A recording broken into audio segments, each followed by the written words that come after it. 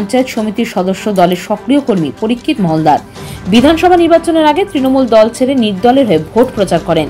জানুয়ারি মাসে 21 তারিখে রতুয়া 2 নম্বর ব্লকের আড়াইডাঙ্গা অঞ্চলে দিদির দুধ কর্মসূচি চলাকালীন রাজ্যসভার সাংসদ মৌসুম নূর এবং মালদা জেলা তৃণমূলের চেয়ারম্যান সমর মুখার্জি পরীক্ষিত মহলদারকে দলে যোগদান করিয়েছেন।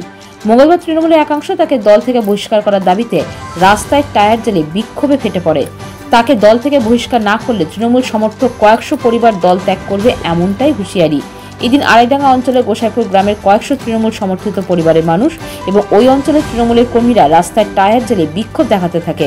পরীক্ষিত মহলদারকে অবিলম্বে দল থেকে বহিষ্কার করতে হবে। এদিকে এই ঘটনাকে কেন্দ্র করে শুরু হয়েছে রাজনৈতিক চাপানোতর।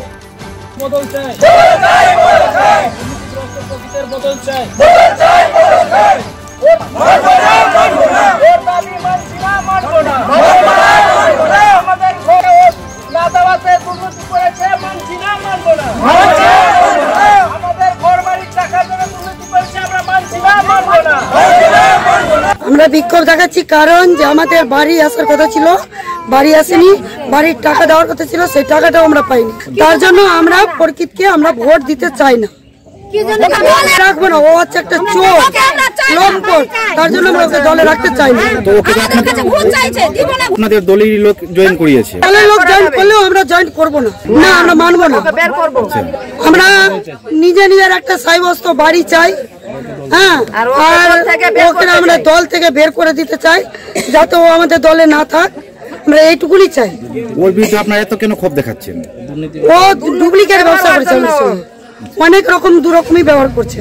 পরীক্ষিতের বিরুদ্ধে আমরা বিক্ষোভ দেখাচ্ছি। প্রকৃত প্রথমে টিএমসি পার্টি করছিল, আমাদের পঞ্চায়েত সমিতির মেম্বারও ছিল, তারপরে নির্দল করলো, নির্দল হয়ে ভোটও করলো। তারপরে ভোট করার পর আবার এই 21 তারিখে মৌসুম নূর, সমর মুখার্জি এরা সবই এসে পার্টিতে আবার জয়েনও করালো।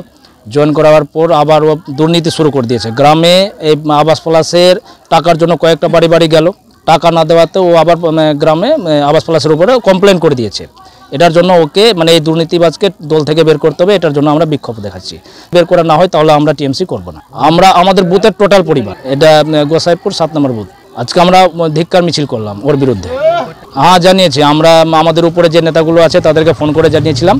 তারা বলছে যে কি আমরা বসে মীমাংসা করে দেবো, কিন্তু এই দুর্নীতিবাজ লোকে থাকলে লোক যদি আমাদের টিমে থাকে আমরা ওই টিমে থাকবো না। আমরা স্টেপ কী নিব সেটা চিন্তাভাবনার মধ্যেই আছি যে কি করব না করব।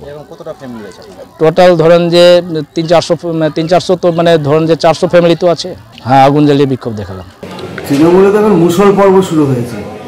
এই ওকে সহ্য করতে পারছে না, ও ওকে সহ্য করতে পারছে না, এবং এর একমাত্রই কারণ হলো যে সামনে পঞ্চায়েত নির্বাচনে টিকিট দেওয়ার ক্ষমতা কার কাছে থাকবে, কে কাটমানিটা তুলবে, তারই লড়াই শুরু হয়েছে। এখানে কোনো আদর্শের লড়াই আছে, না কোনো নীতির লড়াই আছে। এখানে শুধুমাত্র পয়সা খাওয়ার নীতি আছে, এবং কাদের হাতে সেই ক্ষমতা থাকবে তার জন্য এটা লড়াই। এটাই তো দল থেকে বার করে দিচ্ছে যে একটা অংশ, আবার আর একটা অংশ তাদেরকে আদর করে ডেকে নিয়ে আসছে। এর কারণটাই হলো একে দিয়ে আমার স্বার্থসিদ্ধি হবে, আর যারা বার করে দিয়েছিল তারা ভাবছে এ থাকলে আমার স্বার্থসিদ্ধি হবে না। স্বার্থের সংঘাত এবং তার সঙ্গে জুড়ে আছে অর্থনৈতিক লেনদেন, এটাই হচ্ছে তৃণমূল কংগ্রেস। দেখুন, কেন সে দল ছেড়েছে, আবার কেনই বা দলে এসছে, যিনি নিয়ে এসছিলেন সমরবাবু এবং আদার্স, তাদের সঙ্গে কথা বলতে হবে, এবং ওখানে যে ক্ষোভ বিক্ষোভ হচ্ছে সেটাও জানতে হবে কি কারণে ক্ষোভ বিক্ষোভ হচ্ছে। যদি দেখা যায় যে এর জন্যই দলের ক্ষতি হচ্ছে, দলের কর্মীরা অ্যাগ্রেভেট হচ্ছে, তো দল বিবেচনা করবে। বিরোধীরা তো অনেক কথাই বলে, তার কথায় আমরা কান দিই না। আমাদের মূল্যায়নটা হচ্ছে পাবলিক কি বলছে এটা দেখা। পাবলিক যদি বলে, আমাদের কর্মীরা যদি বলে, সেটা দিই। পাথর ছাড়াই প্রতিকার সম্ভব। মালদার প্রাচীনতম ভৃগু বংশ জ্যোতিষী পণ্ডিত এস শাস্ত্রী।